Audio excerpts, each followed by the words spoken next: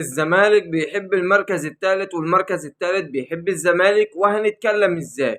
لو اول مرة تشوفني يا صاحبي اشترك في القناة وفعل زر الجرس عشان يوصل لك كل جديد. ارزع اللايك المتين ويلا بينا على فيديو النهاردة. من اول ما الموسم ده بدأ والزمالك اول الدوري، من اول مباراة في الدوري المصري والزمالك اول الدوري. حلو الكلام.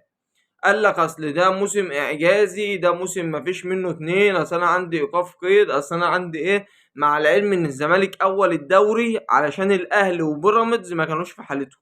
الاهلي وبيراميدز ما كانوش احسن حاجة خالص نهائي. بدأ الاحتفال بالدوري من اول 10 جولات، يعني هما بدأوا يحتفلوا بالدوري اصلا من اول 10 جولات. بدأوا يحتفلوا بالدوري جماهير الزمالك. حلو. الكابت وحش برضه. الكابت وحش ان انت تبقى مكبوت فترة كبيرة وداخل في الجحر، فاول ما تخرج لا انت حلو مية مية. حلو. بدأ يحفل بقى. بس اللي انت ما تعرفوش، انت ما ينفعش تقول لي يا تالت الدوري. هتقول لي ليه؟ ما انت تالت الدوري فعلا. ايوه انا تالت الدوري، بس انت ما ينفعش، انت الوحيد اللي ما ينفعش تيجي تحفل عليا عشان انا تالت الدوري. احنا لو جينا دلوقتي مع بعض نجيب، مش هقول لك بقى نجيب التاريخ، لا سيبك من التاريخ ده عشان انا بحب الجغرافيا ما بحبش التاريخ. احنا هنجيب اخر 3 مواسم في الدوري المصري. اخر 3 مواسم في الدوري المصري. موسم 2020 2022 2023 خلص بان الاهلي بطل الدوري 83 نقطة، بيراميدز تاني الدوري 73 نقطة، الزمالك تالت الدوري 60 نقطة، الزمالك تالت الدوري 60 نقطة، الاهلي الاول 83، الزمالك التالت 60، فرق 23 نقطة بيني وبينك. وانت الغريم بتاعي، انت القطب التاني للكرة المصرية. انت القطب التاني للكرة المصرية، فرق بيني وبينك 23 نقطة. يا عم هنقول الزمالك كان في ظروف ساعتها، كانت الدنيا مش احسن حاجة معاه. 2023 2024 طبعا الاهلي كان بطل الدوري برضه، الاول على الدوري 85 نقطة زي ما قدام حضرتك على الشاشة. بيراميدز التاني 79 نقطة، الزمالك 56 نقطة تالت الدوري. الاهلي الاول، الزمالك التالت للموسم التاني على التوالي. والفرق كام بونت؟ 29 بونت. يعني الموسم اللي قبله كان 23، المرة دي 29 بونت. تخيل انا واخد الدوري بيني وبينك 29 بونت.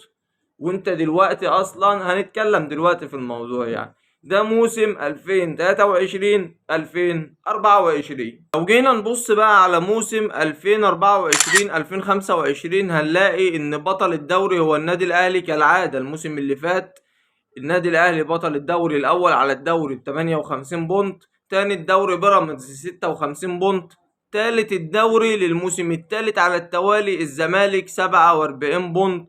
فرق ما بيني وما بينك 9 بونت. بس انت المرة دي اتحسنت، المرة اللي فاتت 23 وبعدين 29 وبعدين 9 بونت ما شاء الله. لا والسنة دي متصدر والدنيا حلوة. لا انت اتحسنت، برافو يا زمالك، برافو. كمان عملنا لك احصائية يا زمالك، اخر 22 دوري، اخر 22 سنة بيني وبينك، اخر 22 سنة المواجهات المباشرة ما بين الاهلي والزمالك 63 مباراة. يا ترى ايه اللي حصل فيهم؟ 36 فوز للنادي الاهلي و7 فوز للزمالك والباقي تعادل. انت متخيل يا مؤمن؟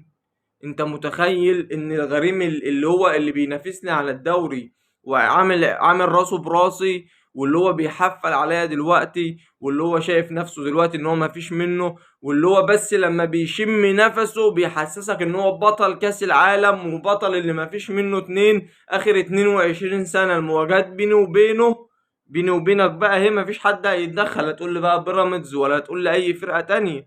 بيني وبينك 36 فوز للنادي الاهلي، 7 فوز للزمالك، و20 مباراة تعادل. ده ايه ده يا جدعان؟ ده ايه الارقام دي؟ 104 هدف للنادي الاهلي، 53 هدف للزمالك. للخبر اللي فرحنا كلنا واخبار النادي الاهلي طبعا، واول خبر اللي فرح الجميع وفرح جماهير النادي الاهلي كلهم، وهو ان انيس بوجلبان هيكون متواجد خلال ايام علشان يبدأ مهام عمله مع النادي الاهلي كرئيس لجنة السكاوتنج. ومش لوحده، معاه جilberto الباك الشمال التاريخي للنادي الاهلي. طبعا مفيش حد ينسى جilberto ولا انيس بوجلبان. انيس بوجلبان عينه حلوة جدا جدا في اختيار الصفقات وفي اكتشاف المواهب اللي موجودة في شمال افريقيا، سواء تونس، المغرب، الجزائر. انيس بوجلبان عينه حلوة جدا جدا في اكتشاف المواهب، وده هيفيد النادي الاهلي. هيبدأ يقترح على النادي الاهلي صفقات من شمال افريقيا، هيبدأ يبص على المواهب اللي موجودة في ادغال افريقيا علشان يكتشف المواهب اللي ممكن نجيبها النادي الاهلي وتقدر تفيد النادي الاهلي بالفعل. عينه حلوة جدا في اختيار الصفقات. كفاية بس ان هو من بلد تونس، بلد الحبايب، وكفاية ان هو كان جايب علي معلول واجاي. اللي انت ما تعرفوش ان كان بنسبة كبيرة جدا جدا اللي جايب علي معلول واجاي هو انيس بوجلبان. فده هيفيد النادي الاهلي جدا ان شاء الله الفترة اللي جاية. وكده احنا حاسين ان النادي الاهلي ماشي في اعادة الهيكلة صح الصح، ونتمنى طبعا ان احنا نكمل في اعادة هيكلة كرة القدم عندنا علشان نبدأ نطور من الفرقة من تاني ونرجع الفرقة للبطولات من تاني. كمان النادي الاهلي عاوز يضيف بند على العقود الجديدة اللي هيمضيها مع لجنة السكاوتنج او الجهاز الاداري او الجهاز الفني. بند السرية. طب ايه هو بند السرية؟ بند السرية بينص على ان انت اثناء مهام عملك مع النادي الاهلي او في فترة عملك مع النادي الاهلي ما ينفعش تطلع اي معلومة تخص قطاع الكورة في النادي للاعلام. ما ينفعش تطلع اي معلومة لاي حد نهائيا تخص كرة القدم في النادي الاهلي. طب ليه النادي الاهلي عمل كده؟ النادي الاهلي عمل كده عشان لما يجي يتعاقد مع صفقة هنا ما يطلعش اسمها، لما يجي يتعامل مع مدرب ما يطلعش اسمه، اي حاجه ما تبقاش في الاعلام. لان الاعلام المصري هو سبب مشاكل كتير جدا جدا من مشاكل الكره في مصر اصلا عموما، مش النادي الاهلي بس، سواء الاهلي، الزمالك، اسماعيلي، مصري، اي فرقه. مشاكل الدوري المصري كله بسبب الاعلام المصري اصلا. فالنادي الاهلي هيحط بند السريه في العقود. وكمان مش بس في فتره عملك في النادي الاهلي، نفترض ان في فرد شغال في لجنه السكاوتنج في النادي الاهلي، شغال وخلص عقده مع النادي الاهلي بعدها ب5 سنين كمان، العقد بيفرض عليه ان هو ما يطلعش اي معلومة عن النادي الاهلي سواء اشتغل فيها او ما اشتغلش فيها. ما ينفعش تطلع اي معلومة لمدة 5 سنين بعد انتهاء عملك كمان مع النادي الاهلي. وده بند كويس جدا جدا جدا، والنادي الاهلي هيضيفه على كل العقود الجديدة خصوصا في لجنة السكاوت. نيجي بقى لحمزة عبد الكريم اللي مشرفنا ورافع راسنا على الاراضي الاسبانية مع برشلونة. حمزة عبد الكريم خاطف الانظار هناك بطريقة رهيبة. حتى هنا كمان خلى حمزة عبد الكريم وصل لمرحلة ان هو خلى الناس كلها بتقول ان هو لازم يبقى مهاجم منتخب مصر في كأس العالم.